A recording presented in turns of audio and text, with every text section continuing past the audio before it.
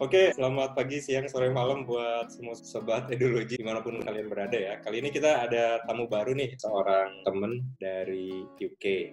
Nama saya itu Rayby Warren, dipanggil Rayby. Saya lahir di kota Duri, jauh itu di daerah Pulau Sumatera, pas di sentral Sumatera. Ini itu ada kota Duri 3 jam dari Pekanbaru.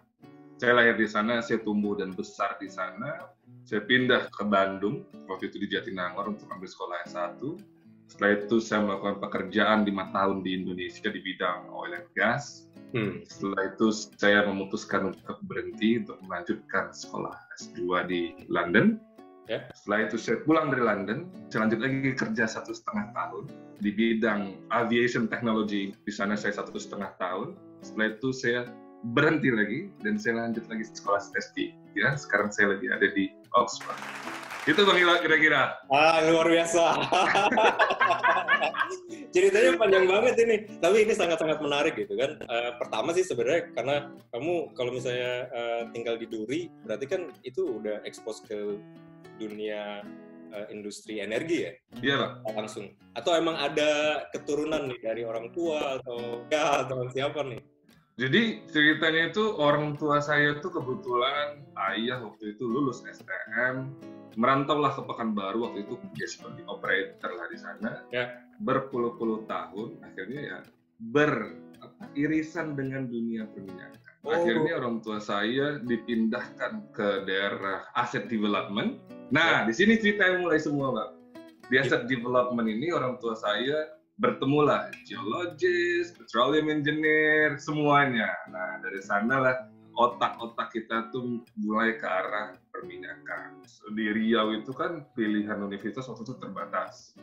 Dan kita nggak bisa nutup kemungkinan memang di Jawa itu tingkat pendidikannya lebih baik kan.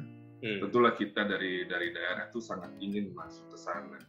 Jadi waktu itu ya kita ada SPMB dan sebagainya macamnya, ada beberapa tes, kita ikutlah masuk tes untuk kuliah di Bandung. Saya itu nggak pinter, Bang, saya itu biasa-biasa aja. Pada saat itu kan les ataupun persiapan ujian masuk universitas tuh sangat terbatas di daerah kami.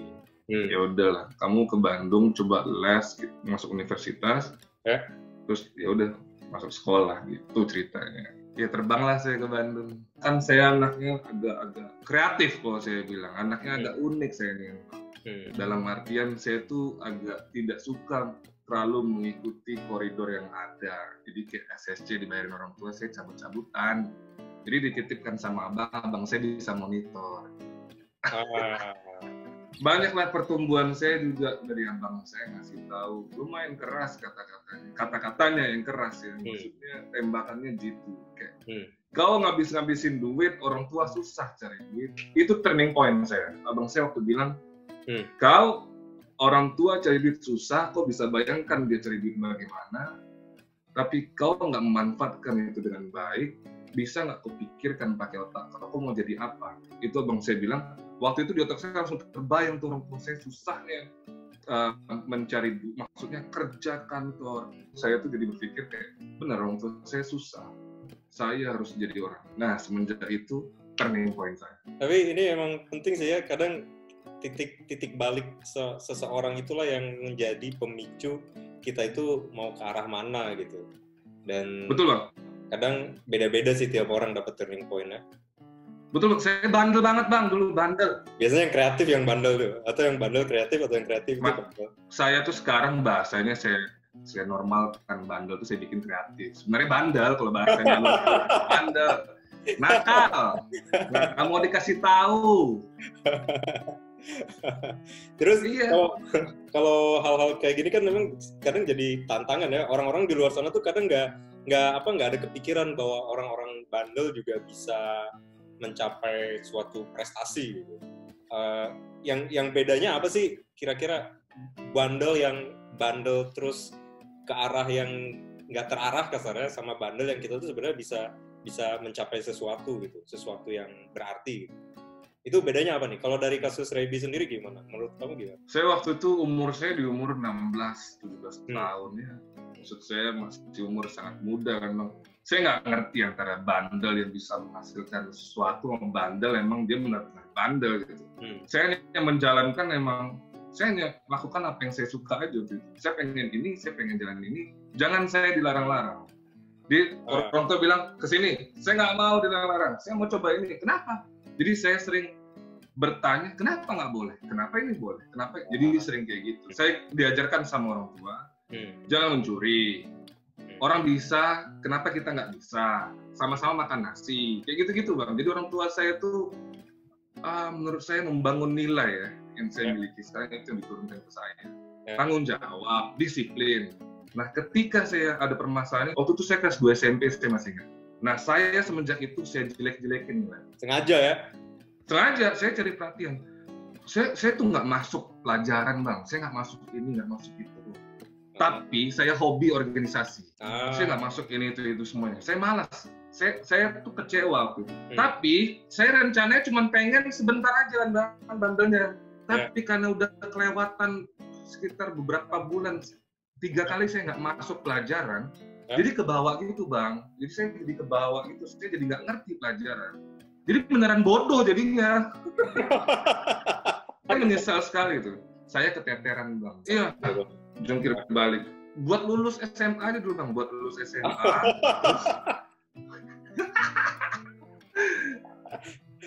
Kasihan saya ingat-ingat itu kasihan saya sama orang tua saya.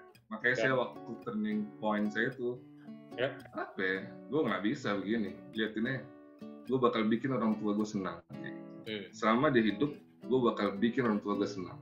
Gue udah kurang ajar banget selama ini hidup. Gue ini nggak masuk. Maksudnya sekarang baru berpikir begitu. Setelah saya melewatin.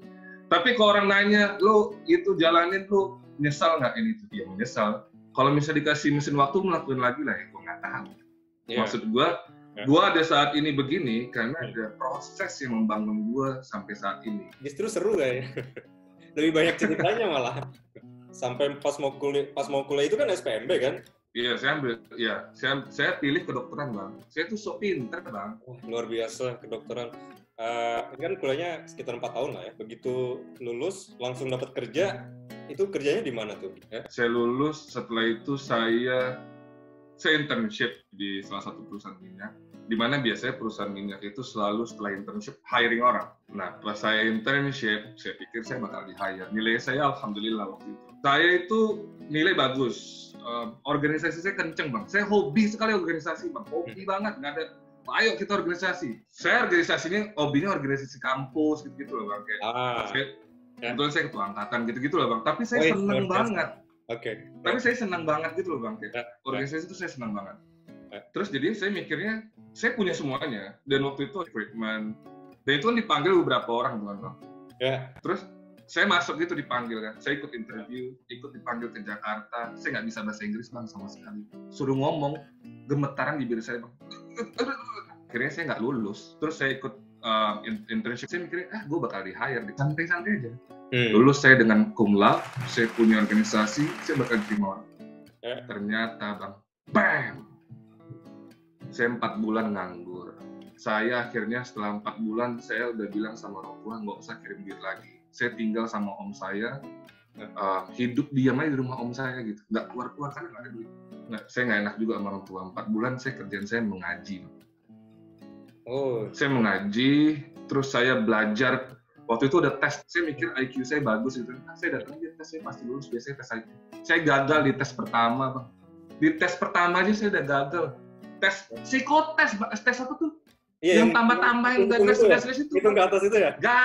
Iya, gagal saya, Bang. Saya tes, aku datang, gagal. Tes ini, gagal. Nggak ada saya datang. Akhirnya saya masuk di sana setelah 4 bulan jadi mat logging engineer training. AKA sample catcher, bersih-bersih unit, bersih-bersih AC. Di lapangan, offshore waktu itu. Gaji kecil sekali, Bang. Kerjanya otot. Kadang orang datang, saya ketemu teman saya, Bang, sama senior berapa lah, tapi bukan dari kampus-kampus saya, maksudnya saya kenal. Dia kerja di perusahaan-perusahaan lain, kadang ada yang jadi operator sama di kontraktor yang lain juga. Lu sekolah, cum laude, ini semua, tapi kerja lu bersih-bersih lumpur, digituin, Bang. Mereka ngomong gitu? Iya. mereka tuh orang-orang berposisi lah. Lebih bagus. Ya. Bersih-bersihin lumpur. Dia emang lagi lihat saya lagi bersih-bersihin lumpur gitu Bang. Aduh, tapi itu pengalaman berharga lah. Tapi di sana kerjaan saya mengaji lagi setiap malam. Saya kerja shift gitu Bang. Saya ngaji, saya pelajarin tuh tidak mat logging unit aja saya pelajarin tuh directional drilling itu gimana. Unit-unit cementing gimana, unit ini gimana, well set geologist. Jadi semua operation tuh saya mamam semua. Belajarnya jam berapa itu? Kan enggak, saya datangin bang ke unit mereka, saya ketok, permisi bapak, saya tuh, ini ada sedikit, saya ini kan bandel bang, orangnya, Pak saya mau belajar, kalau bapak ada waktu ajarin saya ini maksudnya warden ini ngapain, kayak gitu bang. Saya datangin ke unit mereka, saya pakai cover, jadi kerjaan saya selesai, ya kan. Setelah itu saya datang ke unit mereka, saya pengen belajar aja. Saya nggak pengen ganggu, saya pengen lihat. Kadang saya minta izin sama drilling supervisornya lah, operatornya. Mereka saya izin ke sana. Terus waktu itu saya makan di geli gitu kan. Drilling supervisornya orang bule gitu. Saya makan, duduk, saya training anak baru, saya duduk tuh bang di depan drilling supervisor. Makan kan. Bos saya manggil saya, Ray di sini. Kamu ngapain makan di sana? Kamu makan di sana. Saya bilang, saya makan emang saya nggak boleh mau ngobrol apa salahnya? Betul. Dan saya bukan penjilat, nah itu perlu dipegang. Saya bukan penjilat, saya nggak suka penjilat. Saya pengen ngobrol, saya pengen tahu perspektif dia. Lo dulu ngapain? Karena saya kerja sekarang masih cuci unit, sapu-sapu unit, bersih-bersihin AC, pasang sensor. Lu dulu kayak gimana cerita lu? Pengen tahu gitu. Curiosity saya tuh besar. Kenapa? Kenapa lu bisa jadi drilling supervisor sekarang? Nah itu saya. Cuman saya dipanggil sama supervisor saya, Ready, kamu dan kalian nggak usah makan depan dia. Waduh, makannya saya diatur. Gitu loh. Helm saya tuh jatuh ke laut pernah saya diomelin. Ya kalau itu kan safety. Ya badai bang. Bagaimana saya udah ikat, udah lengkap bang, safety emang badai. Jatuh helm saya. Ya berarti saya diomelin. Ya salah petugasnya lah yang ngasih peralatannya nggak bagus kalau udah tahu ada stop. Iya, cuman kan saya juga salah kalau badai kenapa harus diambil sampelnya, orang memang harus ngambil sampel, saya juga bingung jadi. Cuman ya itu. Banyak kesan-kesan yang ya Allah saya berat sekali. Akhirnya saya, dan di saat duit saya tuh cuman gaji saya potong, saya kasih ke orang tua. Nah, di situ saya belajar bagaimana memberikan kepada orang tua. Walaupun kita punya sedikit, saya kasih. Tapi dari saya pembelajaran itu, saya nggak kuat mah, kata orang tua saya. Orang makan nasi, mama saya selalu gitu bang. Orang makan nasi, kita makan nasi. Orang bisa, kita kenapa tidak? Nah, itu poin orang tua saya. Habis itu saya kayak, saya pulang ke Bandung waktu saya lagi off, saya tes. Nah, disitulah baru game changer semuanya, rezeki datang. Nah, dari situ, karena saya memahami, tadi saya cerita tentang saya belajar semua unit, saya interview. Nguler ngantri yang bang, dapat saya pertanyaan 3 menit question itu bang. Pertanyaannya saya satu pertanyaan ditanya, apa itu pressure? Kan bahasa Inggris bang. Jawaban saya, sebelah saya tuh jawabannya matematika bla bla bla. Jawaban saya cuman pressure itu harus di-maintain. Kalau lebih dikurangin, kalau kurang ditambahin. Sesuaikan aja. Kayak gitu ceritanya. Lulus saya bang. Lulus. Habis itu kan, habis itu lolos terus panggil interview lah HR. Nah ini saya satu contoh waktu saya interview saya ceritain bang. Kamu pernah di mat logging unit, saya tempatin kamu di mat logging juga ya. Dalam hati saya kan, waduh, saya kerja di situ lagi. Aduh, ya ampun, berat betul. Saya bilang, tapi jawaban saya apa bang? Apa? Siap pak, bapak tempatkan saya di darat, laut, udara, saya siap untuk mengabdi di sini. Asalkan dikasih saya waktu 3 bulan, kasih saya mentor, kasih saya bukunya, saya kerjakan di mana aja bapak mau tempatkan. 3 bulan saya jelek, bapak pecat. Tapi nggak seteriak itu ngomongnya mas. Iya. Tapi poin aja itu termasuk spontan yang accept the challenge langsung gitu, on the spot. Recruiternya berdiri, kamu diterima. Udah, pulangan saya tunggu nih jawaban, tuh dapat email, congratulations kamu keterima untuk penempatan international commuter. Saya nggak ngerti lah, pokoknya saya lihat salary-nya, wih, tambah saya mau ditempatkan di Gulf of Mexico selama 5 minggu di kapal, 3 minggu itu di Gatwick UK kantornya. Ya. Terus 2 minggu boleh off. Jadi rosternya begitu.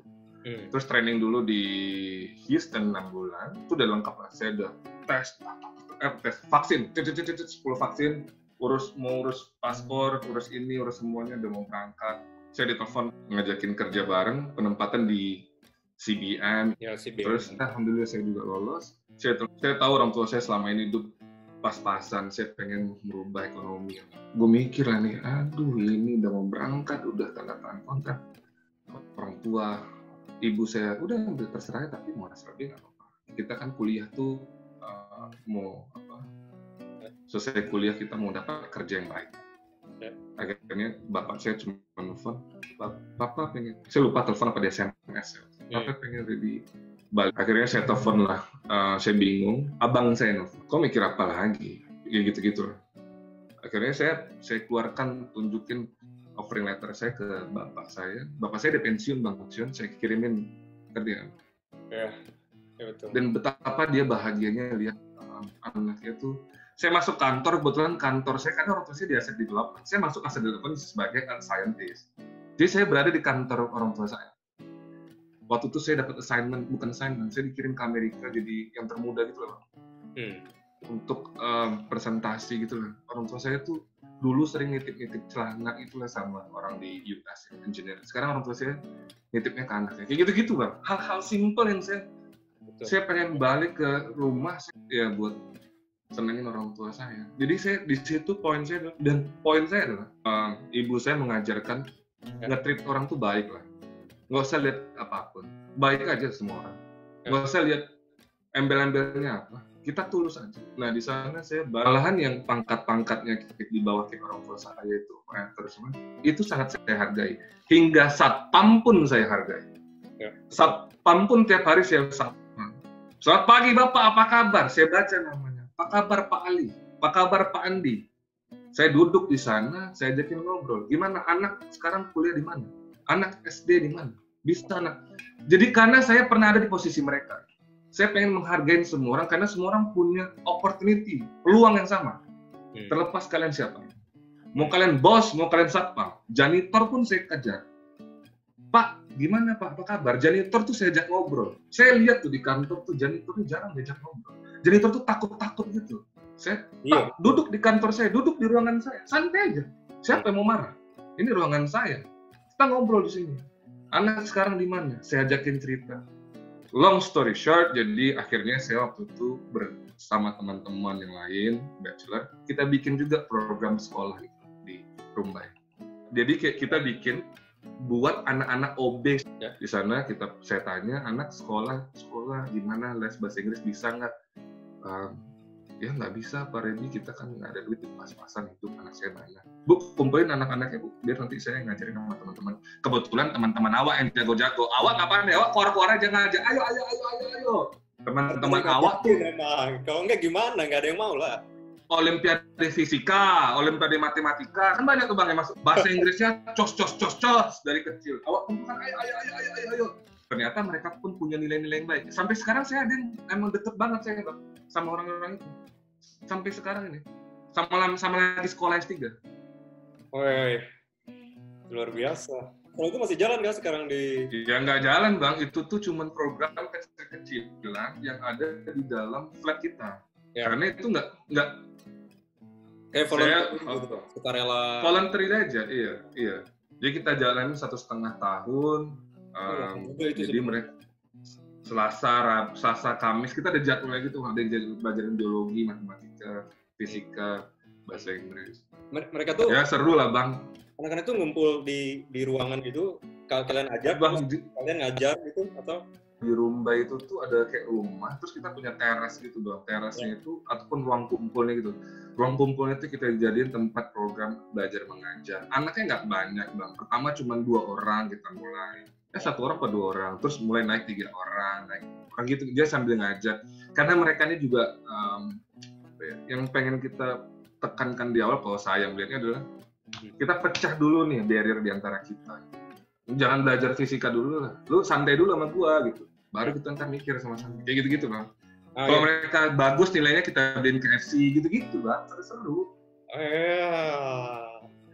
Luar Iya. biasa. Ya. Oke. Salut. Masih kontak nggak sama anak-anak itu? Yang sekarang masih ada nggak kontak sama anak-anak istrinya itu? Enggak.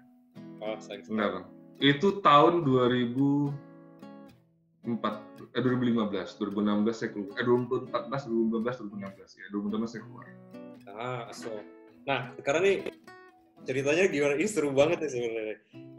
Nah, sekarang ceritanya kalau keluar dari itu langsung buat kuliah kah atau kenapa pertama kali tuh? Kenapa sih malah keluar? Gimana malah keluar? Kan kamu ngorbanin banyak hal terus berhenti. Gimana? Betul, Bang. Apa tuh? Jadi ceritanya itu, saya ketemu salah satu mentor saya waktu itu.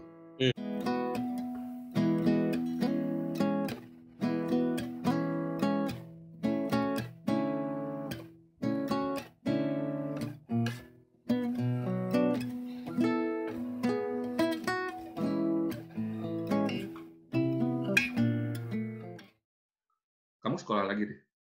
Sekolah itu penting. Sekolah itu banyak mengajarkan hal-hal baru. Dan sekolahlah di tempat yang terbaik. Awak daftar lewat PDP, Bang. Terus diumumin, Rebi tidak lulus.